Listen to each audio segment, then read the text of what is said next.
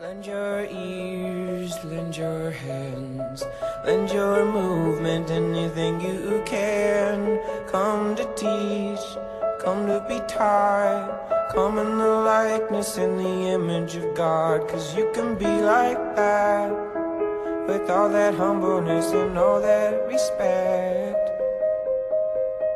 All of the power. And I want to introduce you now to a true gentleman. He's a bit of a funny kisser, and he's a bit grumpy first thing in the morning, but he is a true gentleman. Put your hands together, please, for Ian Crane.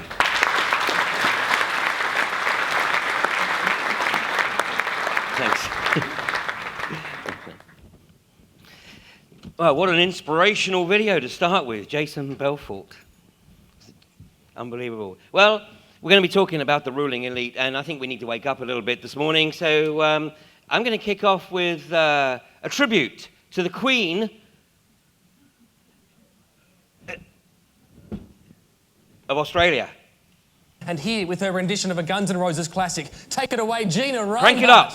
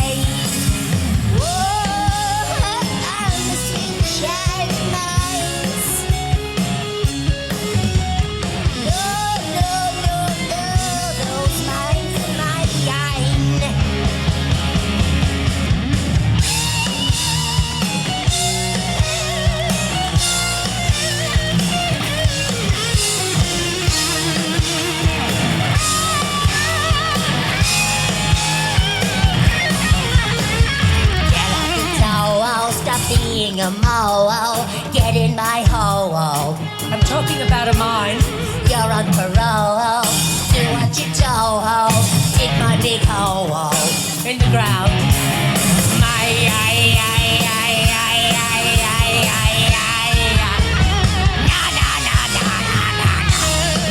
Sweet child, sweet child, love my eyes. Mine.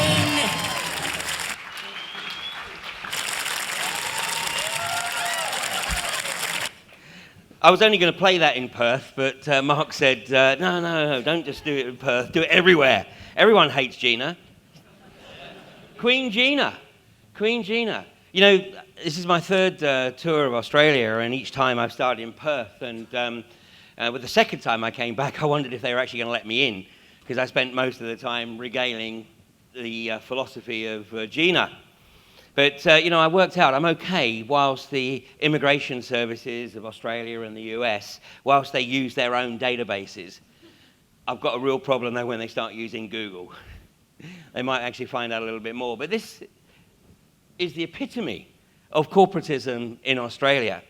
And, in fact, unfortunately, I haven't included it in this presentation, but I have a clip of her father from 1984, Lang Hancock, actually talking about the need to forcibly introduce genocide of the Aborigines, and particularly those who had failed to integrate into the society that the Europeans had brought into Australia.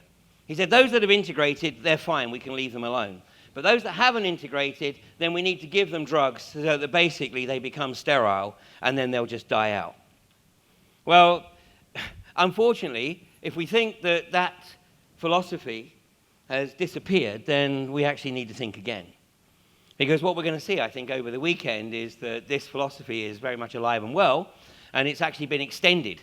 If we look at just 9 years ago, the chief executive officer of Nestle, who was a guy called Peter Brabeck, he actually gave an interview, and in that interview, and you can find this online, he gave an interview, and in that interview, he made the observation that, in his opinion, access to fresh water should not be regarded as a human right.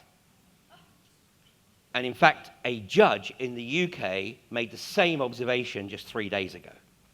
Access to fresh water should not be regarded as a human right. What they're basically saying is that unless you are making a direct contribution to the corporatocracy, then what's your point? What are you doing here? You're just, in the words of Henry Kissinger, you're just a useless eater.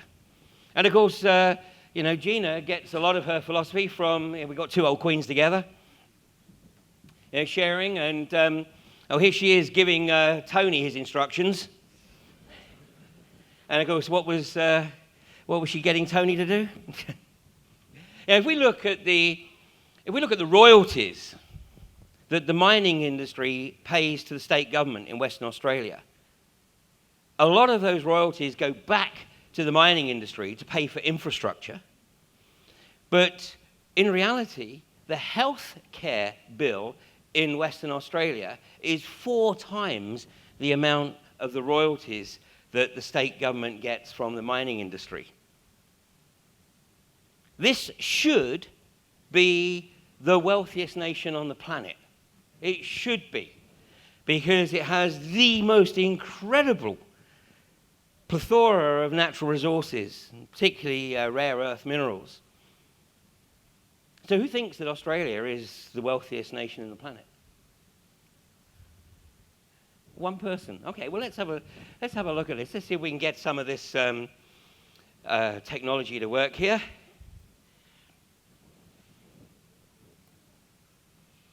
Oh, that's can we see that? There we go. There's not Gina's bank account.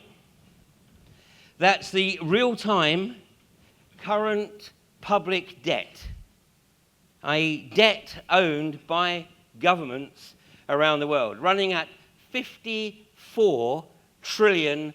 We look at the US, look down on the right-hand side of the screen there. The public debt of the US is listed as 14 trillion, and that works out at a public debt per person of $45,000 on a population of nearly 320 million. The UK, not far behind, because per person, the public debt is $41,000.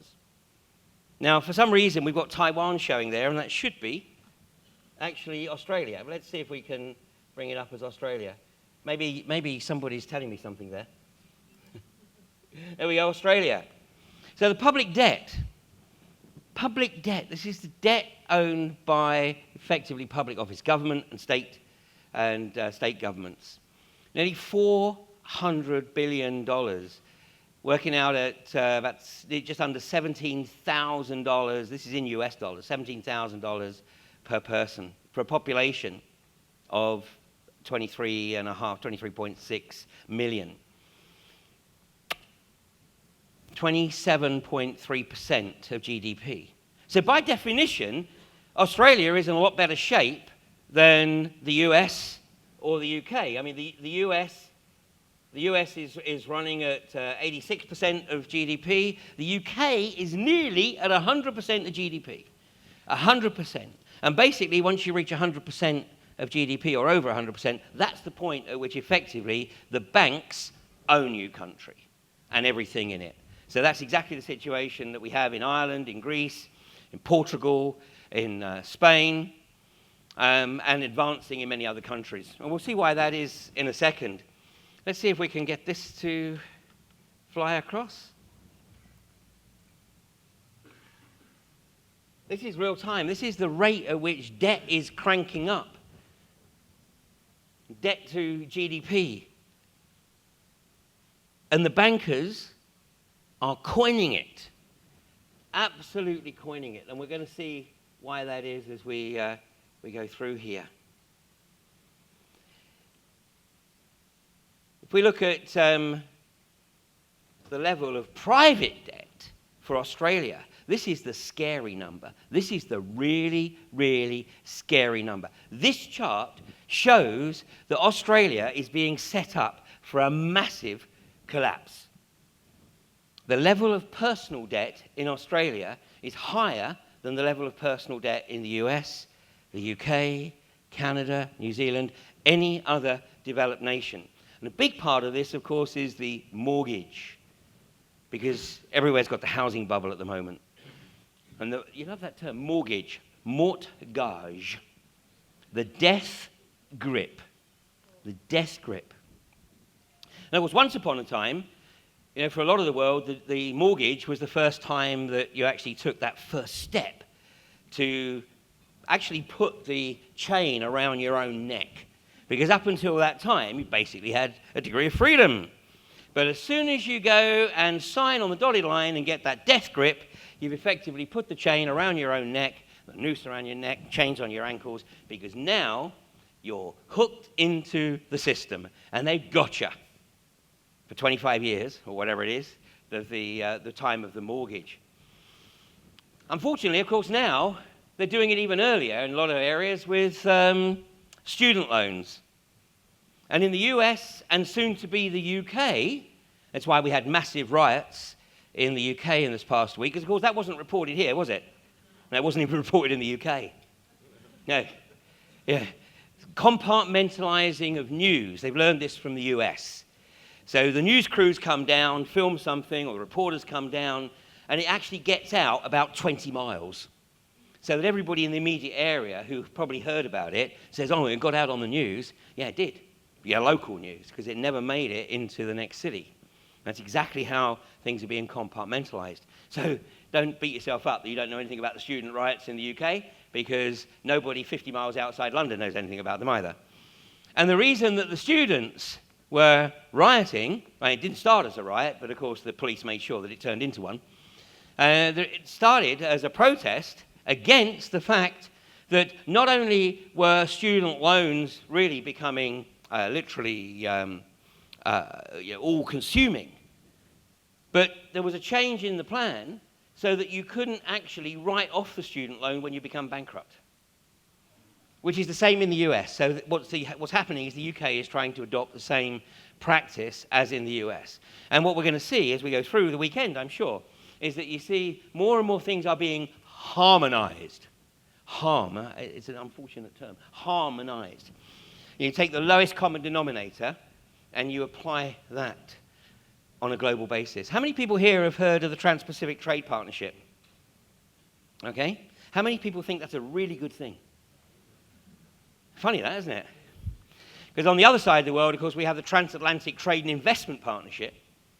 And here we are in the building, and we're walking through this building from the car park. I said to Mark, I thought we were talking in a conference centre, not an airport. I don't think I've ever walked quite so far from a parking lot to a room. But as we're walking through, Mark says, gosh, you can almost feel the sleaze and the corruption just oozing out of the walls. So maybe we're here for a reason. Maybe we're here to try and bring a bit of energetic balance to this place. But here we've had people literally talking about how they can continue to screw the global population. And the Trans-Pacific Trade Partnership and the Transatlantic Trade and Investment Partnership are complete misnomers, because basically what it is, it's global governance by stealth. Because the whole purpose of these agreements is to establish a raft of corporate legislation that sits above all national legislation. So, for example, I know Paul is going to be talking about the tremendous achievements at Bentley in running off Magasco there. But Magasco now are simply waiting for TPP to kick into place so that they can then sue the New South Wales and federal government for loss of revenue. Yeah, we laugh because it's so outrageous, it can never happen. But it is, it's coming down the tracks at a phenomenal rate of knots.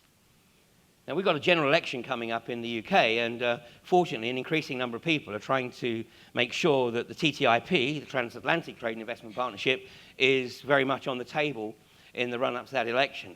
But it's something that we have to absolutely acknowledge. Because if we don't, then in a very short space of time, then state and national laws won't actually matter a damn. Because we will all be effectively subjugated to this raft of corporate legislation. And the purpose of this is actually to sort of strip the last remaining wealth out of nations and out of individuals and get them into the hands of a few people who run this globalist corporatocracy. Now, I want to show a short animation. And in this animation, it's looking at the distribution of wealth across the planet. Now, I don't have time to show them for other countries, but let me assure you that what you're going to see on a global basis is pretty much mirrored on a national basis. Now, when you think that Gina, for example, her wealth is greater than the combined wealth of the next 3 wealthiest Australians. And of course, Gina is determined to make sure that she increases her wealth to whatever it is that she can get it to.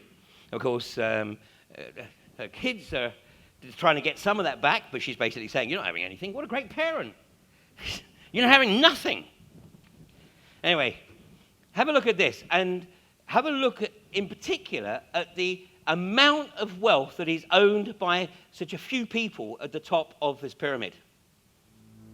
People are talking a lot about inequality these days, about the fact that the richest 1% have so much more than everybody else. But most of the focus seems to be on the United States. And it strikes me that the same story needs to be told about global inequality too. So I did some research, and this is what I found from reliable sources like the UN. It turns out that while the US is totally out of whack, things are actually way worse for the planet as a whole. Let's start with this graph. A perfectly even distribution of wealth among all living people, with everyone divided into 5 equal groups. Now, let's show how much each group actually has. Shocking, right? 80% of the world's people barely have any wealth. It's hard to even see them on the chart. Meanwhile, the richest 2%, they have more wealth than half of the rest of the world. Let's look at this chart another way. Let's take the whole world's population, all 7 billion of us, and reduce it to just a representative 100 individuals. Here they are, poorest people on the left, richest people on the right. Now let's show how the world's total wealth, roughly $223 trillion, is distributed. The vast majority have practically nothing. Nothing with which to educate their children, nothing with which to pay for basic medicines. While the richest 1%, they've accumulated 43% of our world's wealth. The bottom 80%, meanwhile, that's 8 out of every 10 people, have just 6% between them. But even this doesn't really show how extreme things have become. The richest 300 people on Earth have the same wealth as the poorest 3 billion.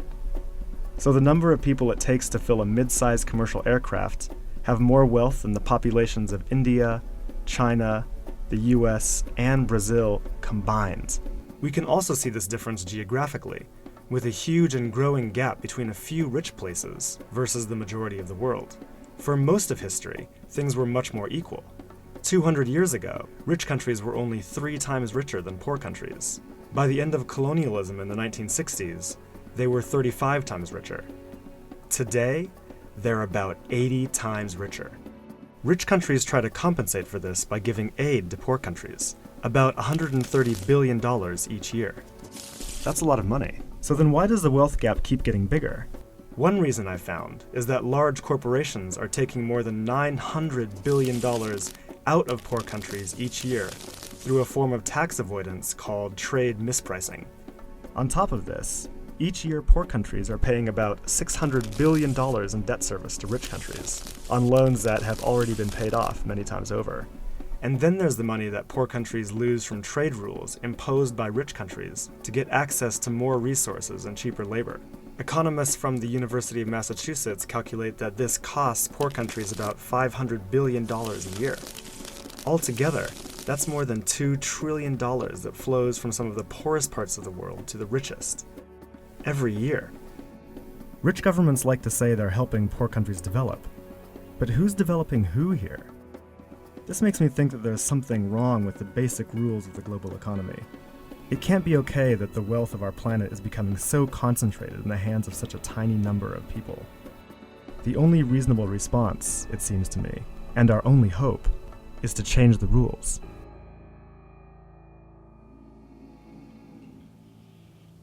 Change the rules. So who's going to change the rules? Well, this is a mural. This is a mural that appeared on a wall in the East End of London about 3 years ago or so now.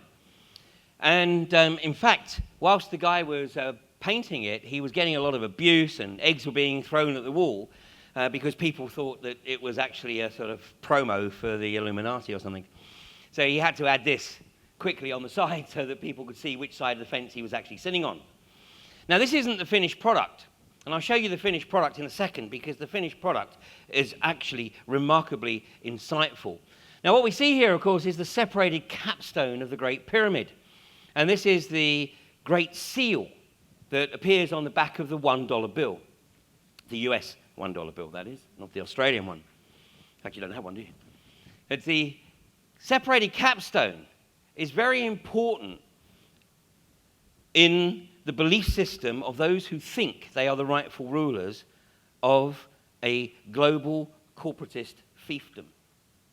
What this represents is the knowledge and the wisdom of the few, never to be shared with the masses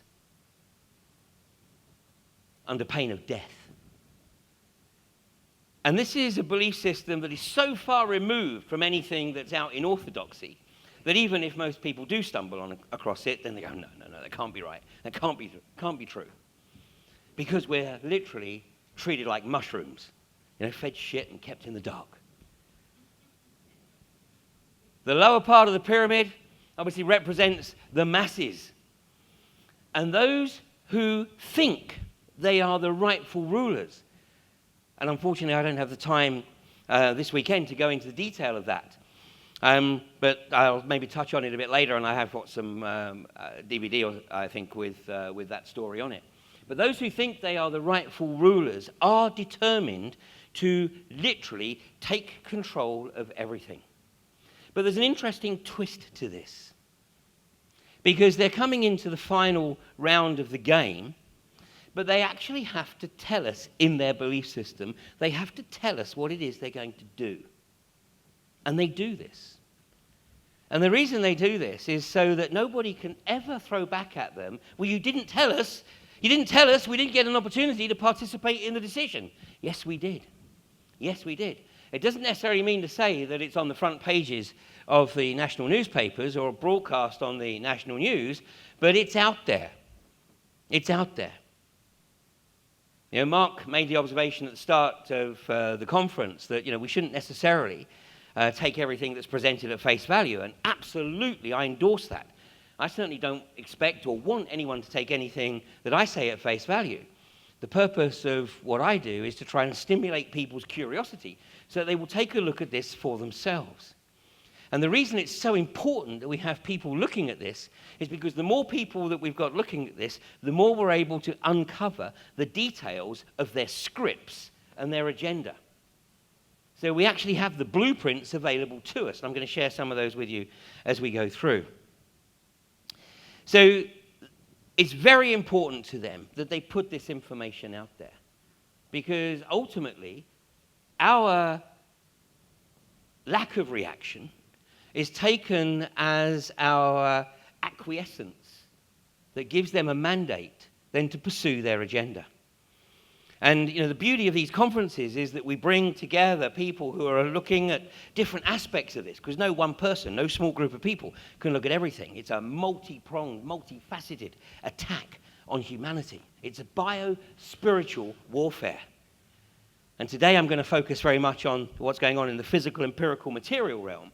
And then tomorrow in the afternoon, I'm going to focus much more on how it is that they're trying to keep us locked into this physical, empirical, material realm and shut down our capacity to access the non-physical. Because they know that if we reach our full potential and our full realization of what's occurring, then they're not going to be able to hold on to their dominion. But right now, they absolutely have the advantage. They have the advantage. They're holding all the aces. That doesn't mean to say it's game over, though, by a long stretch. You know, all through history, people have tried to share their insights. Of course, up until fairly recently, that normally meant that they came to a pretty sticky end because they were challenging orthodoxy directly. And so it either meant that they ended up in jail or, of course, ended up in their death. But through the 20th century, as the global corporatists have tried to establish their absolute dominion, and it really started in 1913, in fact, on December 21st, 1913, with the establishment of the Federal Reserve in North America. This is the third time that the banksters had tried to establish total control of the US economy, i.e. the issuance of currency. The third time. The reason it got shut down the previous two was because senators realized what the banksters were trying to do, and they shut it down. But in 1913, they were able to do it. And J.P. Morgan, who was one of the driving forces behind this, coincidentally provided all of the opponents in the Senate, which was a small group of very powerful senators, the opponents to the establishment of the Federal Reserve, and coincidentally, they were all given free passage on the flagship of the White Star Line, the Titanic. The Titanic. So conveniently, the bulk of the opposition went to the bottom of the ocean, and shortly afterwards, the banksters were able to force through the Federal Reserve Act on December 21st, 1913. Woodrow Wilson was the president of the US at the time, and he made this observation in his memoirs. He said, "We have come to be one of the worst ruled, one of the most completely controlled and dominated governments in the world. No longer a government of free opinion, no longer a government by conviction and vote of the majority, but a government by the opinion and duress of small groups of dominant men." This is a cartoon that appeared in the US press in the run-up to the Federal Reserve Act being passed into law. And this is because the people who knew how the banksters operated could see what was going to occur. Once you gave the private banksters the opportunity to establish their control of the economy, then it wouldn't take them long to effectively get their tentacles around everything.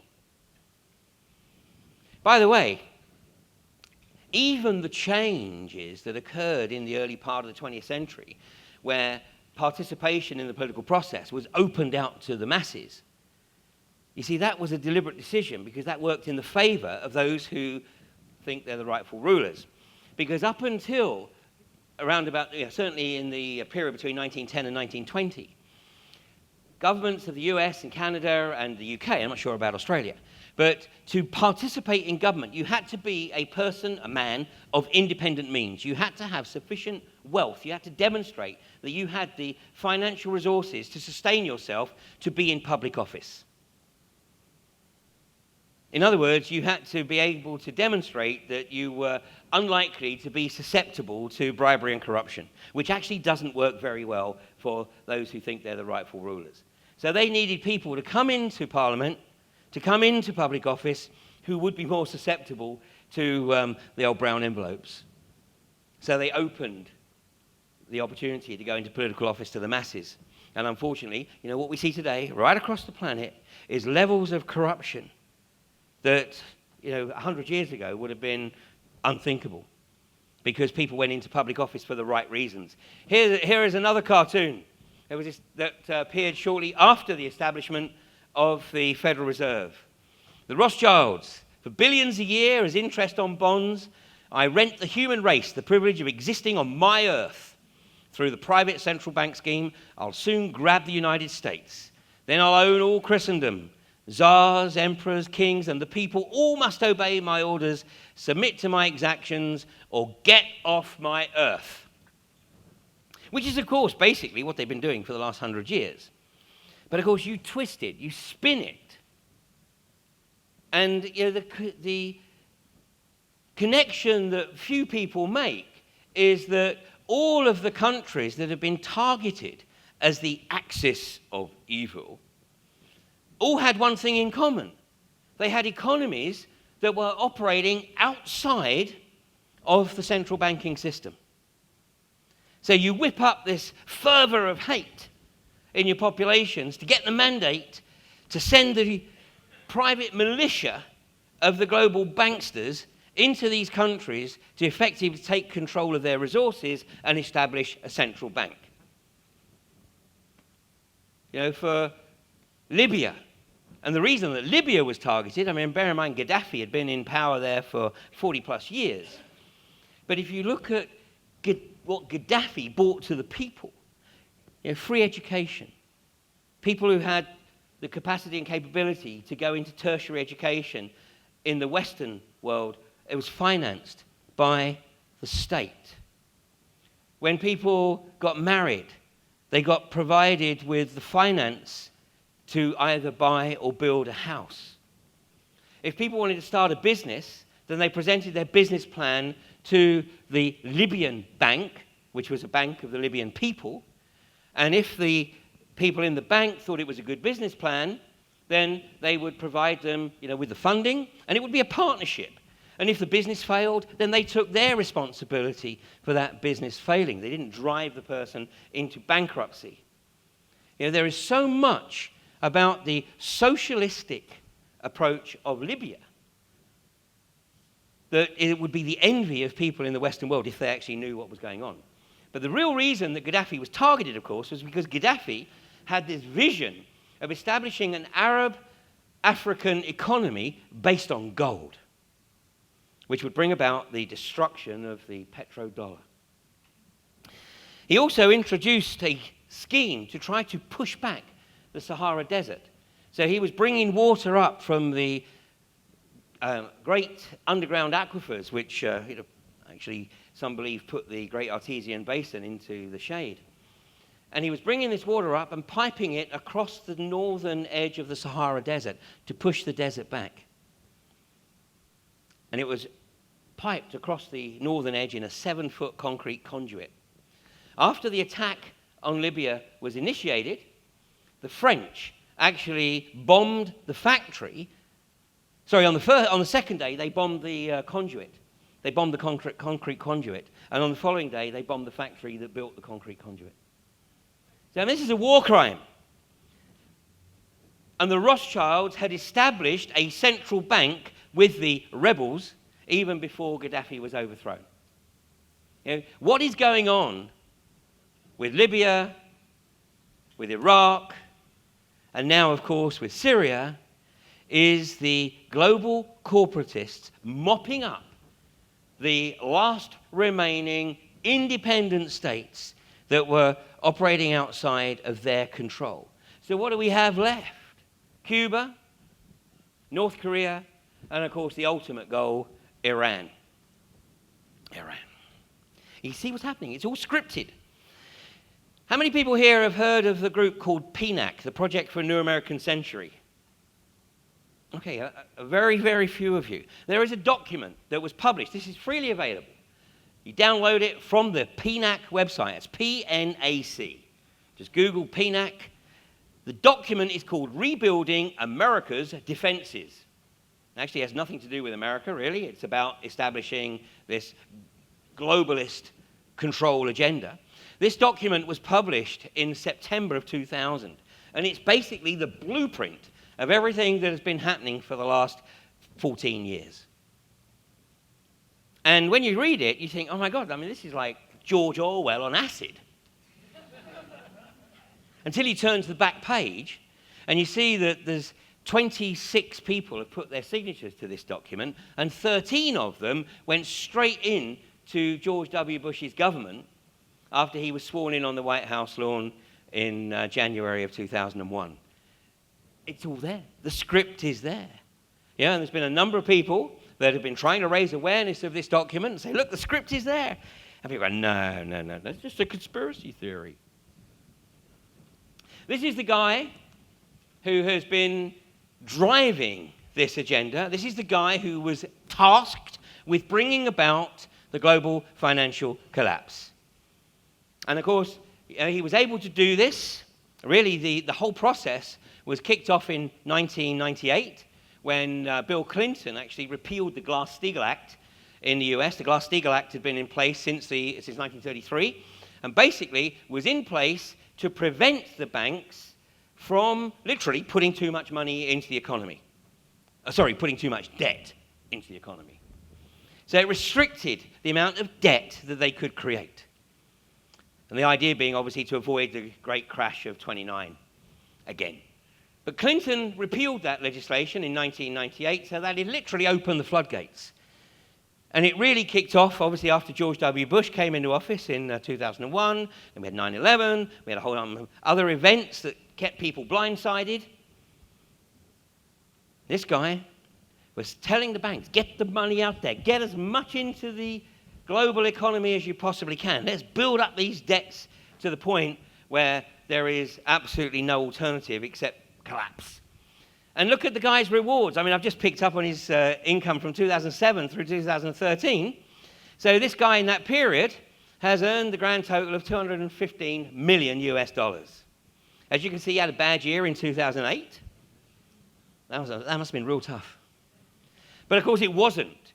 What happened was that was the year at which the GFC became very apparent to everybody, and it wouldn't have looked too good if Lloyd Blankfein had actually sort of picked up another $30 million whilst he'd been overseeing this collapse. So you can see that he had a pretty significant increase in his income the following year. Well, much of that is deferred income from the previous years. Deferred income. He had done exactly what he was tasked to do. And it's exactly the same as any incentive compensation scheme, based on actual results. And he achieved those results. What you see there, the graphic, is actually the front cover of the Sunday Times magazine from 2008, late 2008. And in that article, he actually talks about doing God's work, how he believes he's doing God's work. I mean, where have you heard this before? George Bush, Tony Blair. They all think they're doing God's work. Well, there ain't no God of yours or mine. And in that article, he actually boasts and brags about how they treat their people. And of course, ever since the mid-90s, again, it's all been out there in the corporate vocabulary, human resources. We got anybody here who works in human resources? And you're going to admit it? Human resources. I mean, that tells you what we are to the global corporatists. You're a commodity to be used, abused, and spat out when you're finished with. In the UK right now, we have this abomination called 0 hours contracts. 0 hours contracts. Basically, it's where the company says, yeah, we'd like to employ you when we need you, but we're not going to guarantee you any income, and we're certainly not going to guarantee you any benefits. So consequently, people go out and they get sort of 3 or 4 0 hours contracts. And then you get 2 of the companies phoning you up, wanting you on the same day, and you say, well, okay, I'll go this one. And the other one says, what, you're not coming in? Okay, you're fired from a 0 hours contract. And yet this is considered to be acceptable. Gone are the days when corporations felt that they had any kind of social responsibility. There is only one responsibility today, and that is what is euphemistically called shareholder value. Shareholder value. In other words, it's pumping up the stock price of the company to the highest possible level at all costs. And if you can commit fraud and maybe get away with it for a while, at least for the duration of your tenancy of CEO, then that's completely acceptable too, which is what's been going on with Tesco in the UK. But it's rife, which is why the stock market is also on the brink of a collapse as all these frauds come home to roost. So who is this God? Well, this is the God that I think it's actually gold, oil, and diamonds, which would be the Rothschilds, the Rockefellers, and the Oppenheimers, controlling the resource. Or it should be gold, oil, and drugs, but drugs are CIA.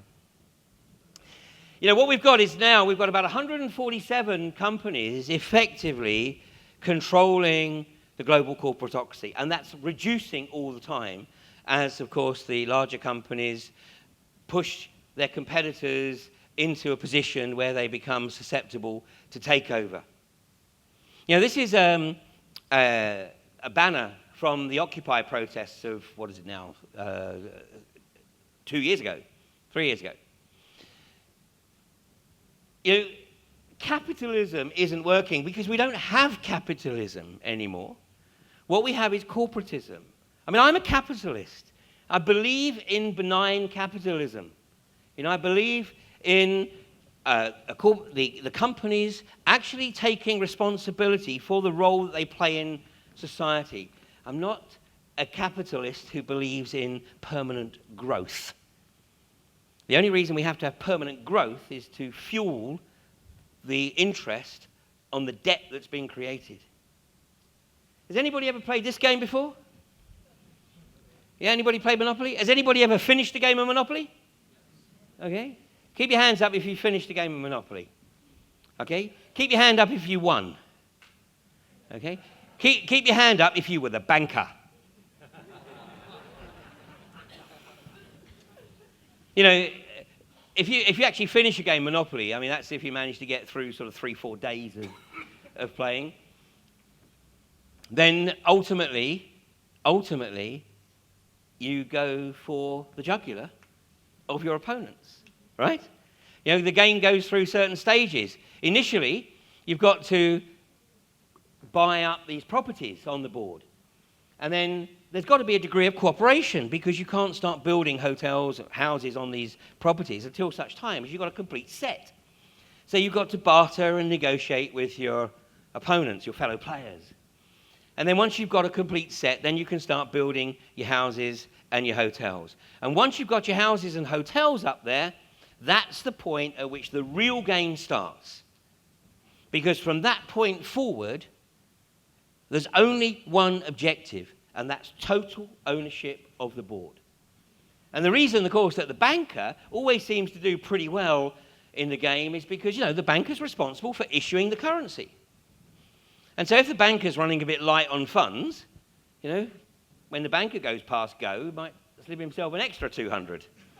Or just slip a couple more hundred, you know, when no one's looking. Just like the real world. Except in the modern game, it's now done with a credit card.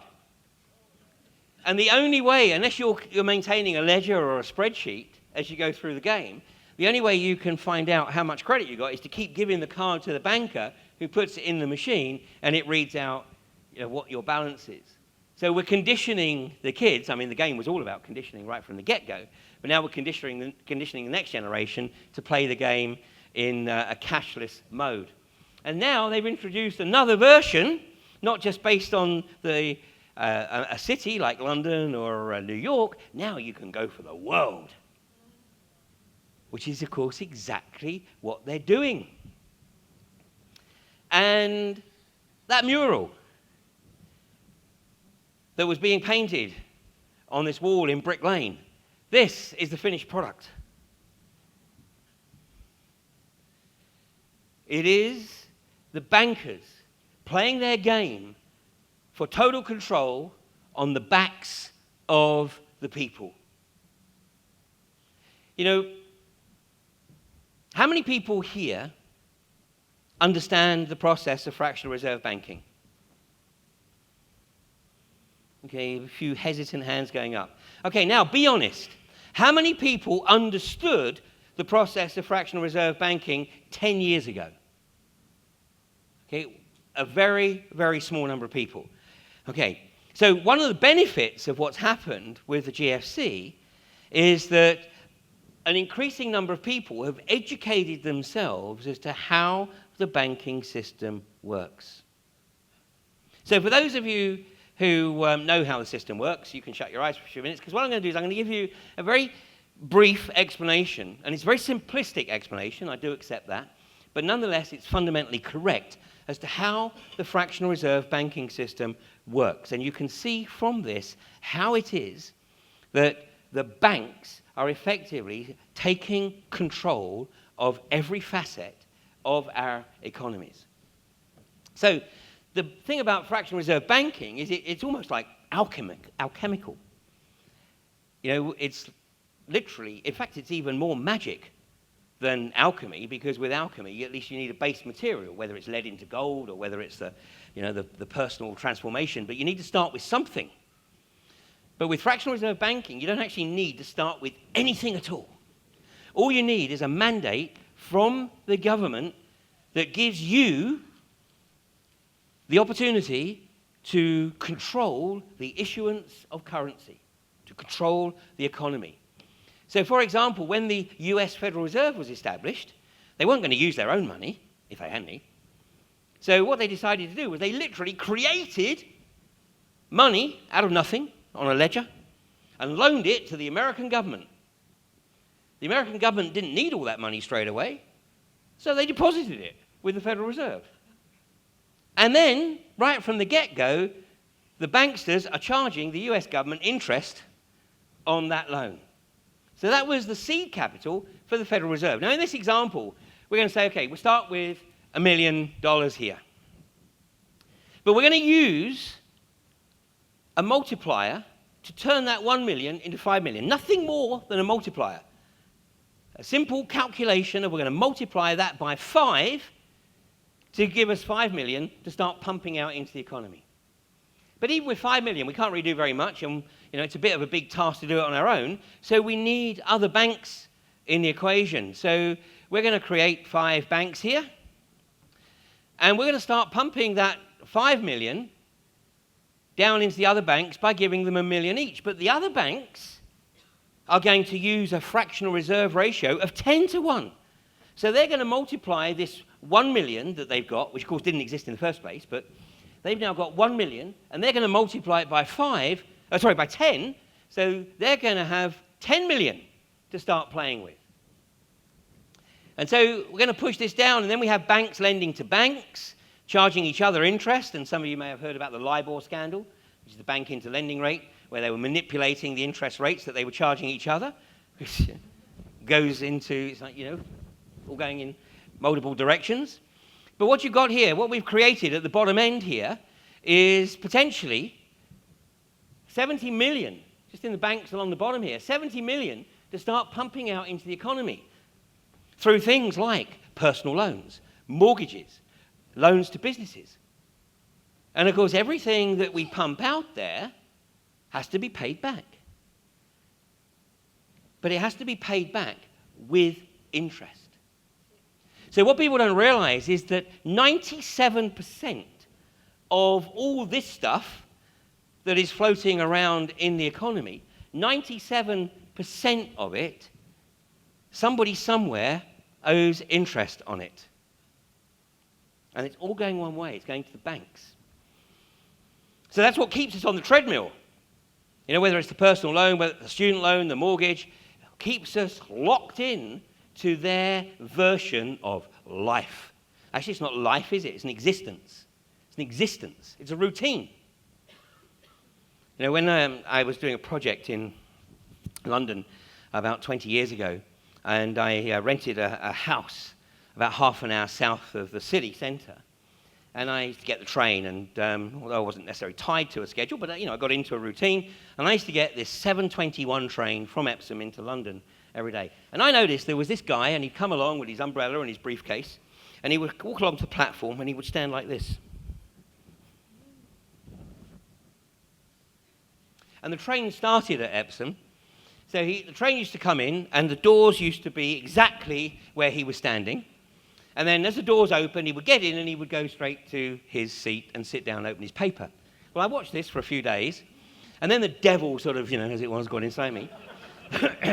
And I waited at the next door. And as the doors opened, I jumped in and jumped into his seat. And he was standing there. I'm sitting down there, I've opened the paper.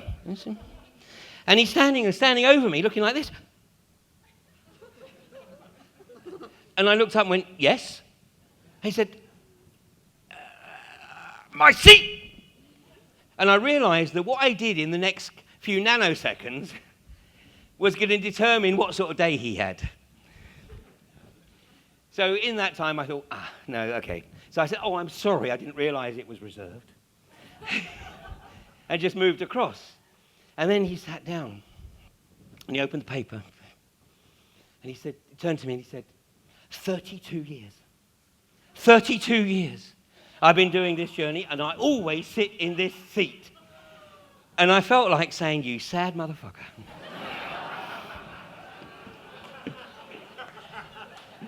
But it was one of those occasions when, you know, the mouth actually said something completely different. So I said, oh really? I said, I'm so sorry, I didn't mean to take your seat. But, you know, it's an existence. I felt like saying, you know, what do you do? You know, what actually you get, where do you get your excitement from? Yeah? But this is the way in which we're structured. He probably had a big mortgage, maybe had a second home, maybe had kids in private school. Everything about keeping him locked into the system. It's brilliant. Take nothing away. So once you're putting money into the system, obviously it's got to come back from somewhere.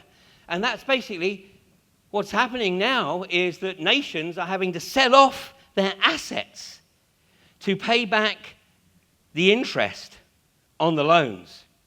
I mean, in the UK alone now, the interest is over £100 billion sterling a year. That's the interest, let alone the payment. So what's happening is the actual debt itself is ramping up. And that's why it's now literally just under 100% of GDP. And when it gets to that point here, which is about, that's the 100% GDP, that's the point of no return. That's when these guys literally own your country. I'll give you an example of a country that came really close to being in hock to the bankers, but actually just managed to get off with a little bit of help from a neighbour by the seat of their pants. Anyone seen this before? Yeah? The Palm Islands in Dubai. Well, I lived in Dubai between 1990 and 94. And Sheikh Mohammed Al Maktoum was a very benevolent despot. A benevolent despot, a dictator. But he was using the oil revenues from Dubai to try to provide a long-term plan for the people of the country. And he was putting a lot of money back into the economy. And he was doing it all on the basis of he would only spend money that he was generating through oil production. But when he died, his son came into office, and the banksters came along and said, hey, sorry to hear about your dad. Your dad was a great man. He was a visionary. But we know that you're an even bigger visionary. And we've got a plan, a proposition to put to you that would enable you to put Dubai not only on the world map, but actually you could see it from outer space. And of course, there was another part of this, a set of islands that were in the shape of the map of the world. I think Paul will talk about them a little bit later. But these islands were finished, and all these high-dollar properties were built around these islands, and there were sort of 7-star hotels built here to attract the high-dollar tourists. And just as the project was finished, the GFC kicks in. So all of a sudden, the high rollers just weren't coming to Dubai, and they certainly weren't interested in spending large sums of money on these properties. But he had to start paying for it.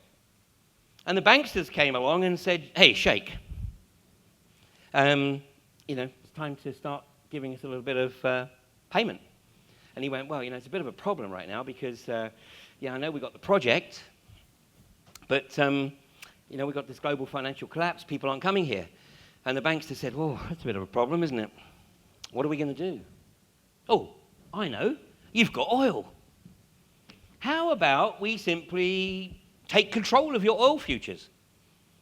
And I think at that point, he discovered he had some new muscles. Well, he got lucky because his neighbor, Sheikh Zayed in Abu Dhabi, came to his rescue because the Zayed family had nearly been shafted, well, they were shafted by the British, funnily enough. You know why it was always said that the sun never set on the old British Empire? Britain owned so much of the globe. So the sun never set on the British Empire. And that's because God didn't trust the British in the dark.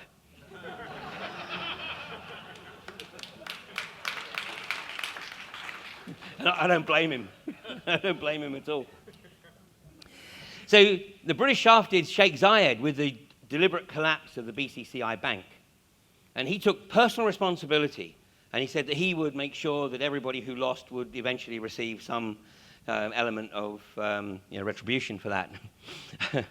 But Zayed stepped in and helped address this issue that the Maktoums had with the World Bank. So Sheikh Zayed, I think it was, it's a very big number, it's something about 300 billion or something, $300 billion US dollar. But that's how close Dubai came to be being in hock to the World Bank.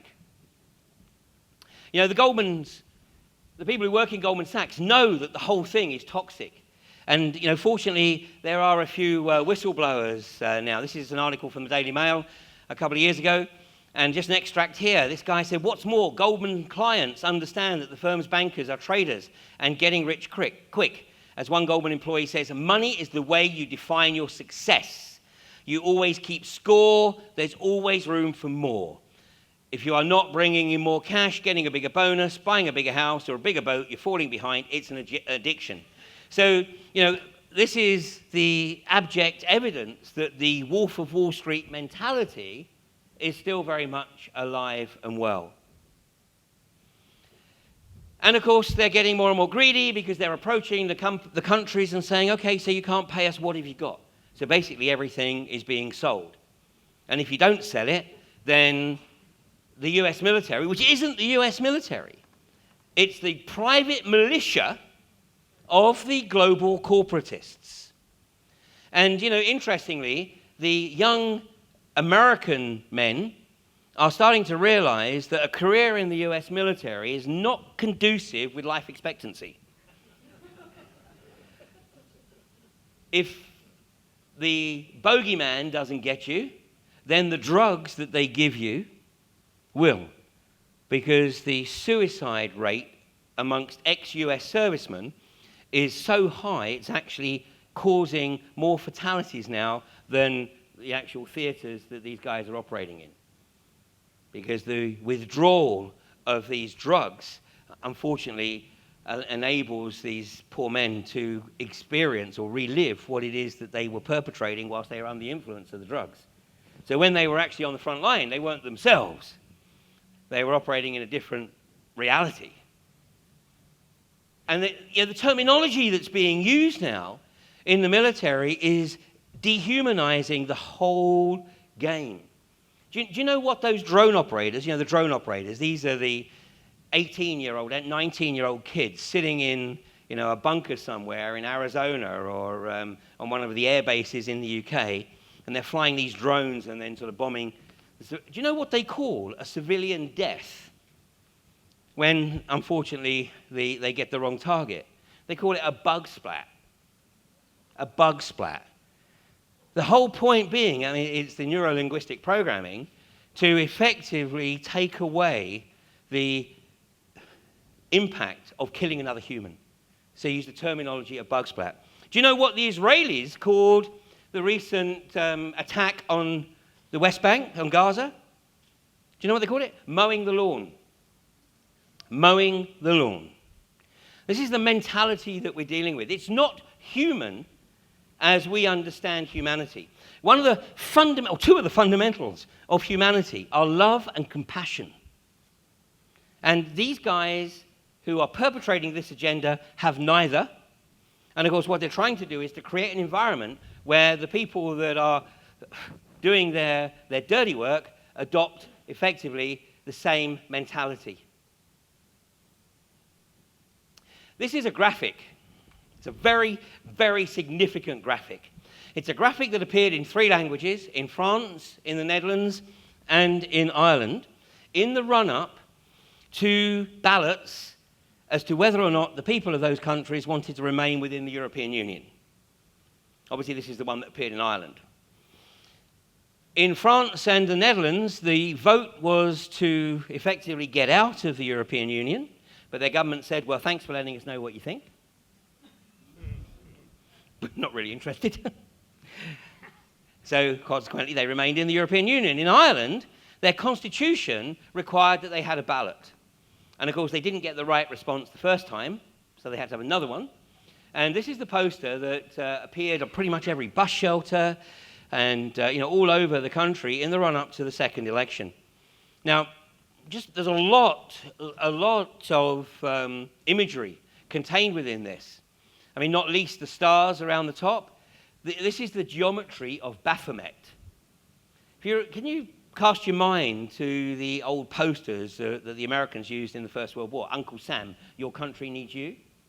Well, the depiction of Uncle Sam was using this geometry. It's the geometry of Baphomet. So what do we have here? What does this represent?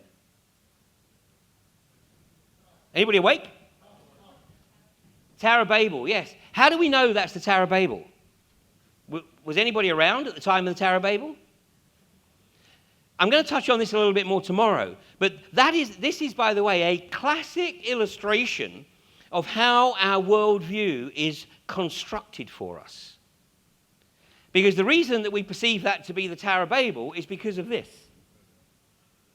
Bruegel's artwork, his depiction of the Tower of Babel. And so that has become our adopted worldview in terms of what the Tower of Babel looks like.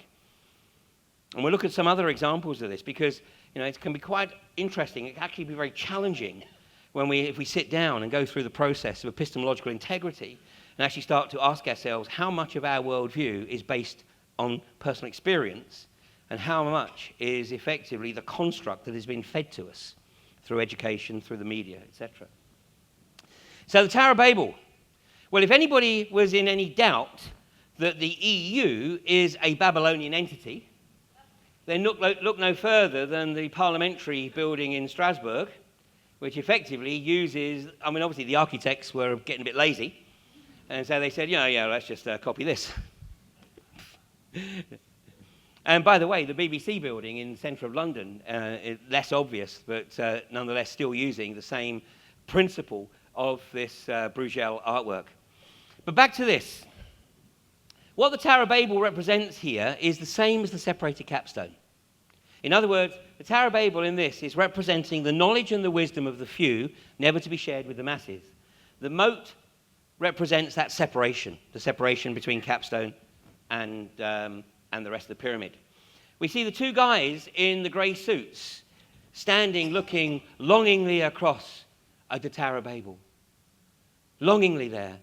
What does that represent? Those grey suits represent anybody whose name that you know in the public domain. Because they're not part of the inner sanctum. And they're looking longingly across saying, what have we got to do? What have we got to do? I've done everything that they asked. I've sold my grandmother. I've sold the souls of all my family. And my own soul. I've committed my soul for the next multiple lifetimes. What's it going to take for me to get inside? They'll never get inside.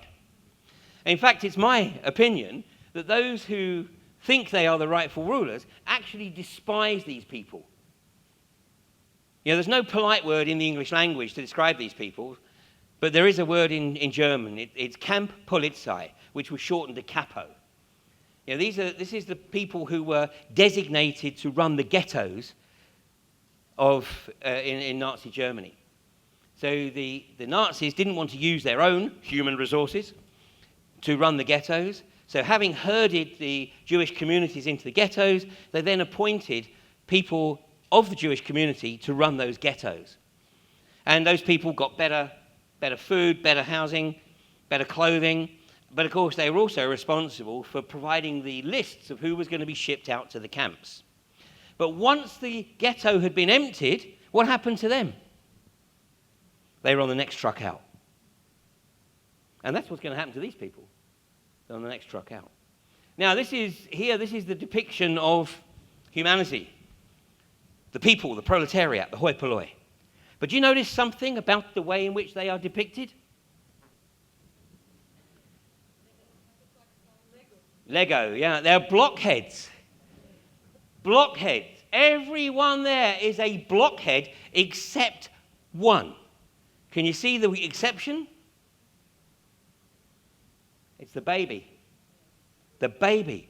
This is the recognition that they know that every human life form that enters into this physical arena enters with the potential to access the full range of their human capacity. But the challenge The challenge that these guys have is to make sure that they never achieve that. To make sure that by the time they get to young adulthood, they are completely enslaved to the system. They are completely dumbed down. And as many of the speakers through the weekend are going to be discussing, this is becoming so obvious.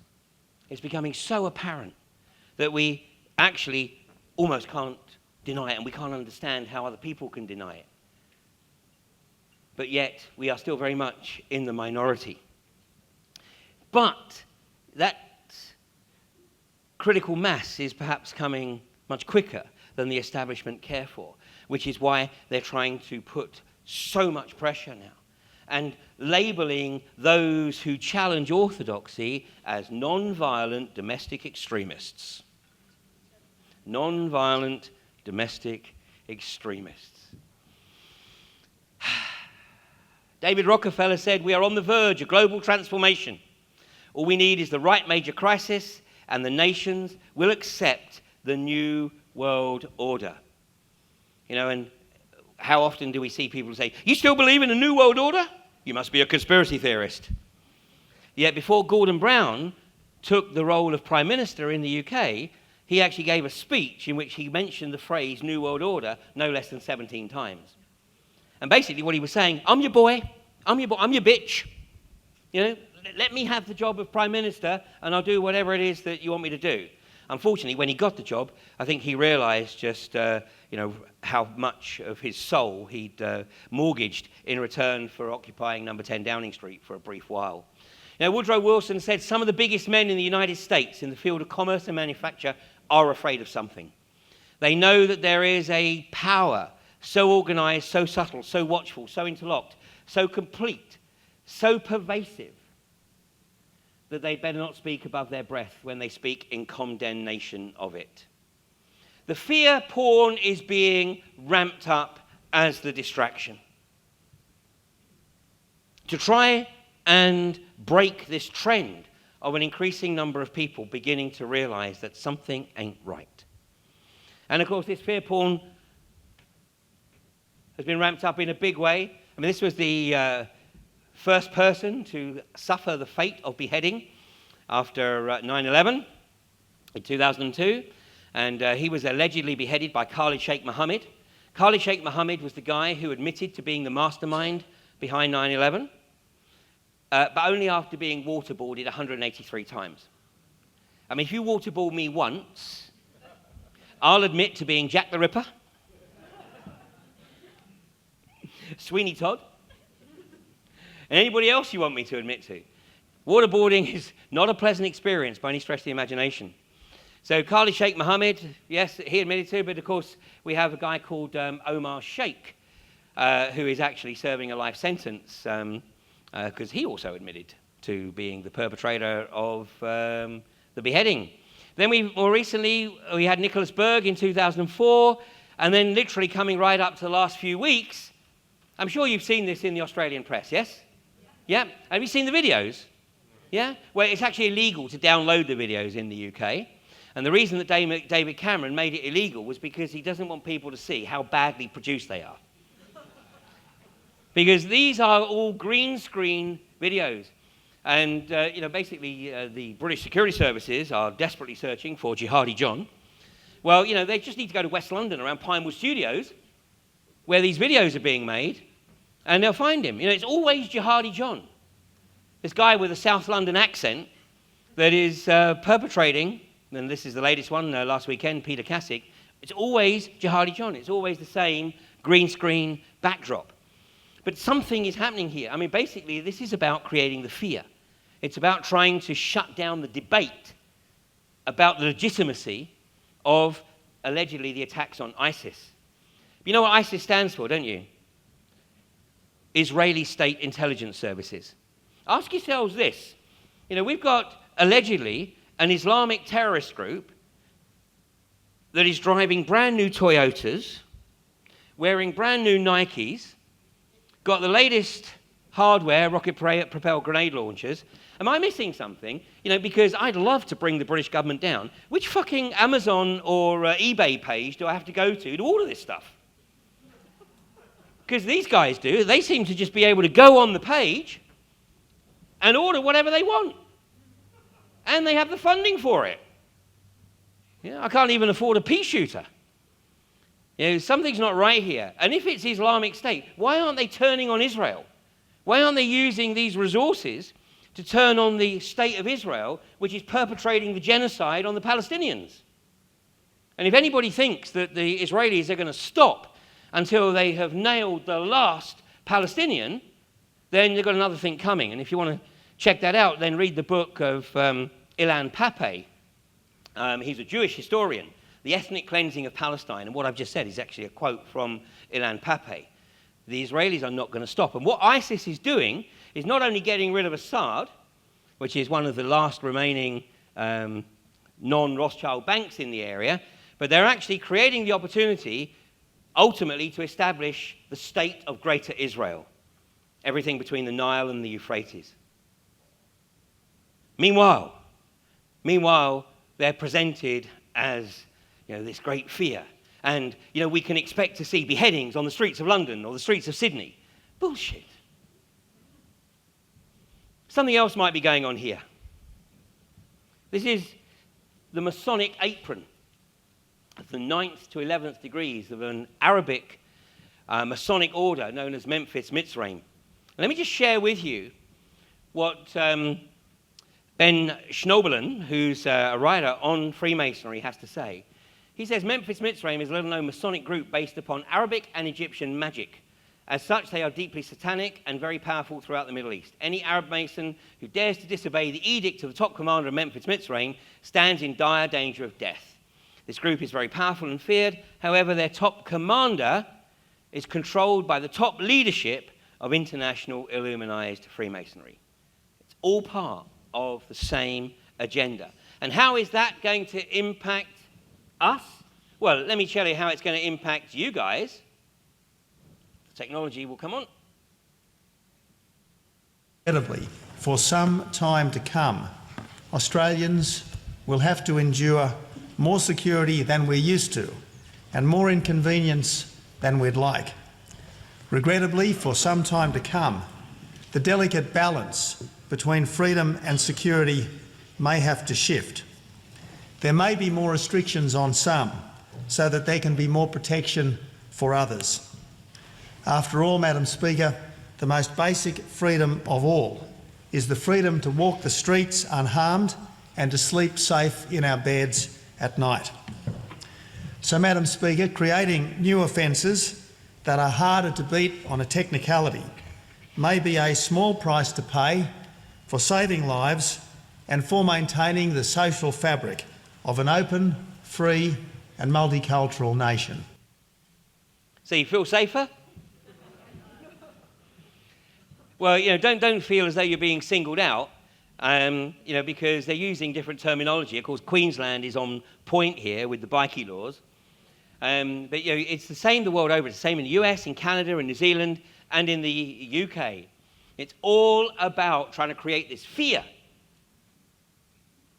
so that we can shut down the non-violent domestic extremists who have the audacity to challenge the veracity of this version of reality. Tony Abbott says that he needs to shut down freedoms to protect people from terror. Well, this is the breakdown of deaths in Australia between 2003 and 2012, and the suicide one is massive. Massive. And again, it's the same we see in the other countries. And a big part of this is young people. Young people. First of all, it's the pushing of drugs. I'll talk about this a little bit more tomorrow. But pushing of drugs like Ritalin amongst the young people. And then people coming out of either the military or out of education and not able to find any kind of work. And as Mark said, I certainly made the observation because I've stayed in Sydney for a week plus each time I've been to Australia, and this time round, the level of homelessness, the begging on the streets, is much greater than I remember from even just 2 years ago. So suicide, top of the list. But look at terrorism, it's 113. Well, I could actually only come up with, I think, 105 here, and AB tells me that, I think he's right. There was a couple of Australians in the London bombings of 7/7, which, of course, were perpetrated by the state. Is there anybody here who doesn't believe that? Okay? Because the simple piece of evidence, one of the trains that exploded actually left King's Cross Station before the train that the bombers were allegedly on got into King's Cross. There's actually more empirical evidence to show that these 4 lads were set up. It was an exercise. They were set up. The first bomb went off. They realised that they were the patsies. They were the fall guys. And so they went to Canary Wharf in London, which is where the newspapers are headquartered, and they hoped to try and get to safety. But they were assassinated by British security forces at Canary Wharf. And there is more empirical evidence to support that than there is of them actually getting on the tubes. So this is the way the state works, and I'm going to show you David Cameron's response to my observation in just a second. But we've got 113 deaths, and 88 of them were Bali. Anybody here think that Bali was perpetrated by Muslim extremists? Bali was all about creating the fear porn to get Australia on board to support the attack on Iraq in 2003. So without Bali, you're looking at barely single figures almost in terms of deaths through terror, yet you're being told to give up your freedoms. Well, same in the UK. The fear porn here is on the front page of the Eye, which is part of the Independent. Islamic State likely to attack the UK. No, they're not. Not unless they're working with the security services. And this is Gatwick Airport. It's absurd. It's absurd. Well, let me show you what David Cameron had to say just a few weeks ago when he went to the UN specifically to talk about the measures that he was looking to implement to try to shut down the ISIS threat.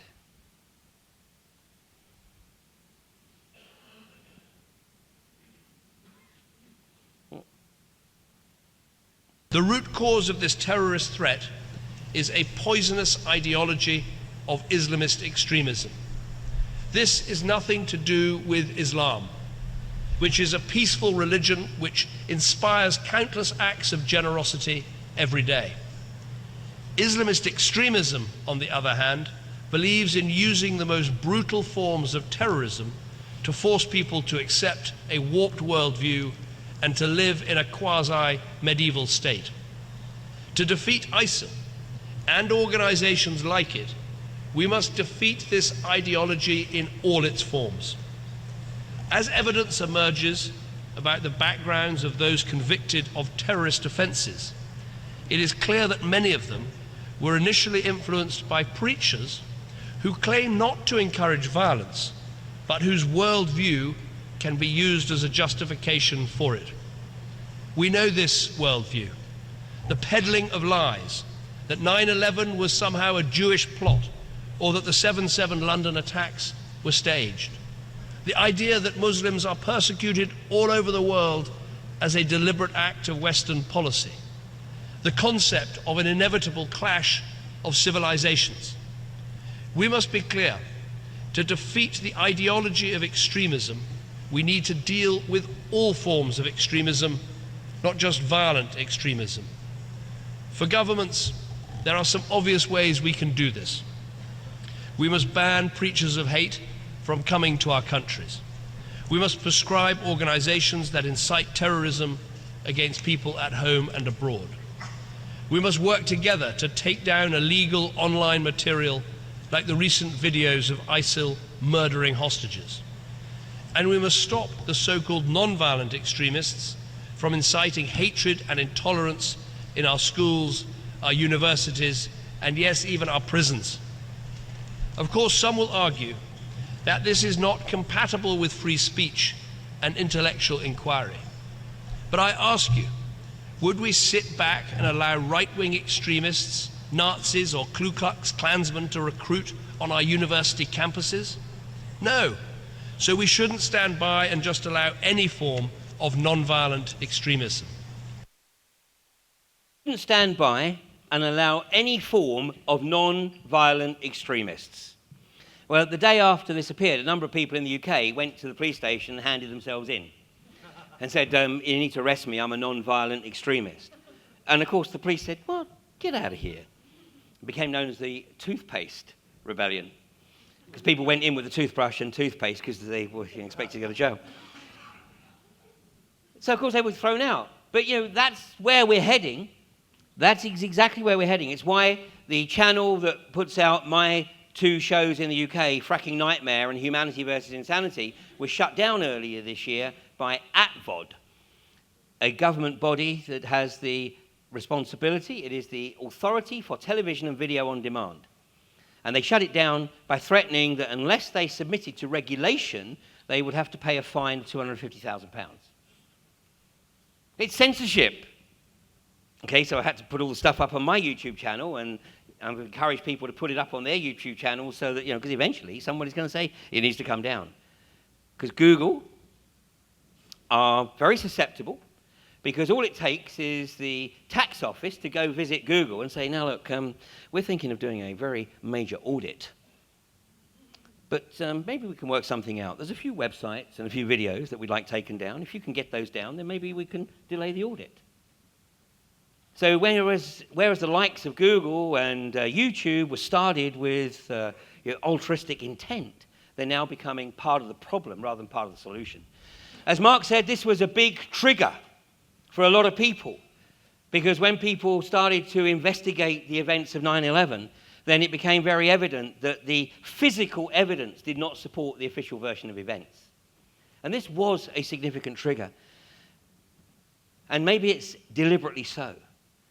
Because a friend of mine who's very much into the tarot shared this with me when I picked up the remarkable similarity between the Rider-Waite depiction on the Tower Tarot card, the 16th card in the Major Arcana, and the events of that day.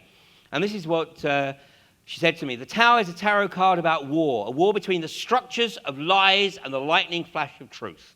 This is a card about anything we believe to be true but later learn is false. This realization usually comes as a shock, hence the violent image. It's quite simply that moment in any story where someone finds out a shocking truth, one that shatters their perceptions and makes them reassess their beliefs. And you know what? This is almost identical to the description of the rituals in the Memphis Mitzrayim Masonic order of the initiations in the 9th to the 11th degrees, the depiction where the apron is of the beheading. So it's all about giving people an opportunity to step in to a new reality. The question is, which reality are you going to step into? The one that the global corporatists want to establish, one of absolute abject control and slavery, or something else? And the reality is that which one we go to is very much in our control. And those are the tools that we have available, and that the globalists use to try and achieve their objectives, are absolutely in our control. And number one is apathy. Apathy.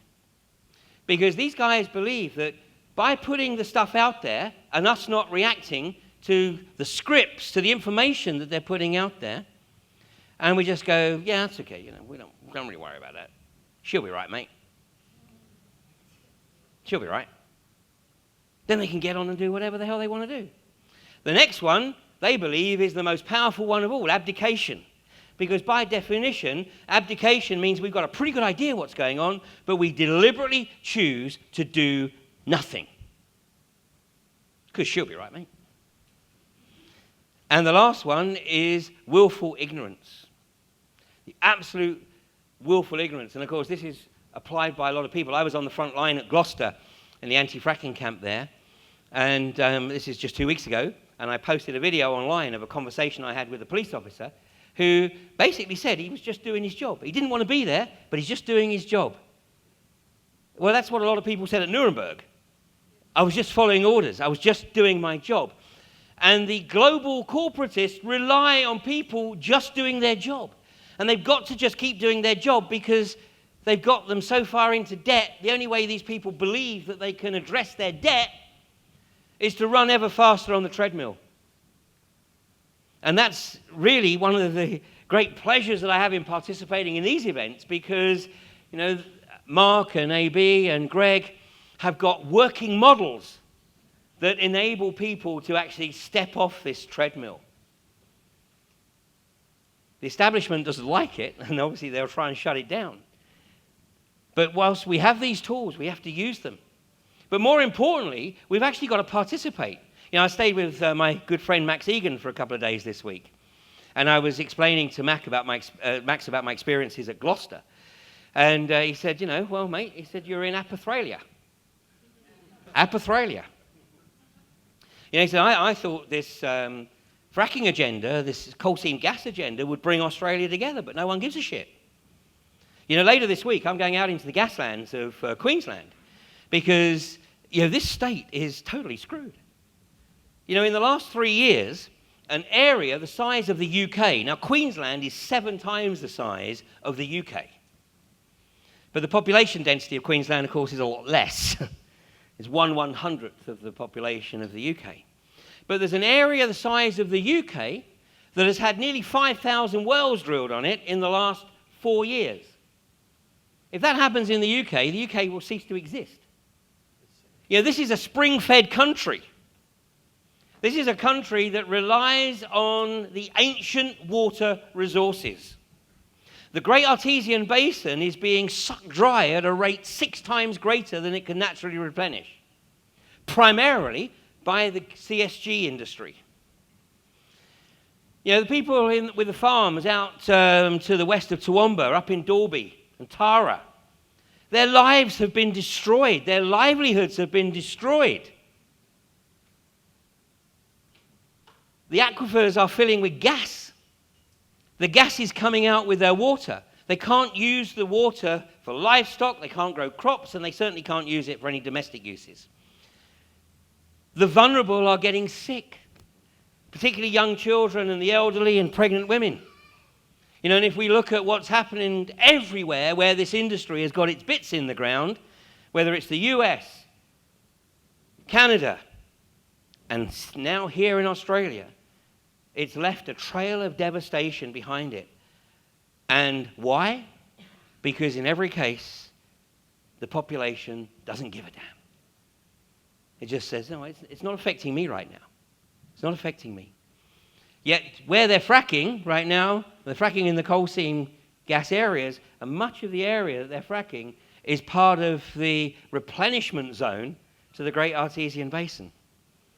Yeah, this is just one example, but it's a very significant example, because if we don't do something across the world, not just here in Australia, but across the world, then, you know, this fundamental of life, fresh water, is going to become a commodity. In fact, if you look at the financial pages and many of the global press right now, it's talking about water being the new oil. What are we going to do about it? Well, the choice is ours. We can do nothing, and it doesn't have to be coal seam gas. There's so many issues, you know, as Mark addressed, and I'm sure you're going to be hearing more about these as we go through the weekend. But no one of us can pick up on every issue, but pick up on one. Because collectively, we are enormously powerful. Individually, we might not necessarily be able to achieve very much, but collectively, we are scaring the crap out of these global corporatists. This is where they're trying to keep everybody, but people are waking up. I know it sounds perverse, but consider the possibility that they're actually doing us a massive favor. You know, because without darkness, we have no appreciation of what light really is. So just consider the possibility, because without the events of 9/11, of Bali, of the London bombings, of the GFC, we might still all be totally ignorant of what's going on around us. But with the awareness comes a responsibility. And it's a responsibility to try and bring about the change. You know, we're looking at being integrated into a mainframe. And tomorrow I'll show you how rapidly this is occurring, because and how far back this agenda goes. I'll show you that everything that's occurring right now was actually scripted in the 1930s. The only thing they didn't have in the 1930s was the technology. We can all make the decisions. We don't have to do it all at once. We don't need the revolution necessarily. We just need to continually find ways to step off that treadmill, maybe one step at a time. Because it is time to make a call. You know, it's not enough to say, I'm just doing my job. It's not acceptable anymore. You know, and to paraphrase George W. Bush, you're either with us or you're with the socio-psychopathic global corporatists. The choice is very much ours. Thank you very much.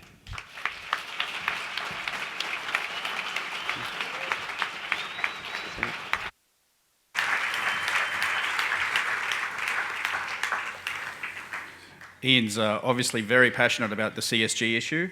So if you haven't seen a movie, there's a great movie called Gaslands. It's about what's going on with CSG in the US, and it's quite disturbing. Who finds a nice irony in the fact that we're in the exact same venue as the G20 was last weekend? H20, Harmony 20, yes. This is where Joe Hockey was last week, and all the other Muppet puppets blowing wind up each other's asses. Ian talked about GDP and our debt in relation to GDP. There's a nation called Bhutan, which is near Nepal, and they don't measure GDP. Do you know what they measure? Gross domestic happiness. You guys know it all. I can go home. I just wanted to raise two here that, you know, when the economy crashes, and it's going to happen, it's a cycle, and it's designed to do so. What was interesting, though, was that in the Great Depression of 29 and in the early 30s, people were starving to death. Why were they starving to death? The world still produced the same amount of food. It was monetary. So I'm sorry, but I think there's some evil behind that. Look at some of the terms that are being used by Barack Obama and so forth at the moment. The debt ceiling. The debt ceiling keeps lifting. They keep lifting it through the Congress. And the fiscal cliff. Where are we heading? All right. Ian talks about 7-star hotels. When I was growing up, there was 5-star hotels. Then they went to 6-star. Now there's 7-star hotels in Dubai. Can I tell you where the best 5 trillion star hotel is? It's called camping. Go fucking camping and light a fire and talk to your family. I want to introduce you now to...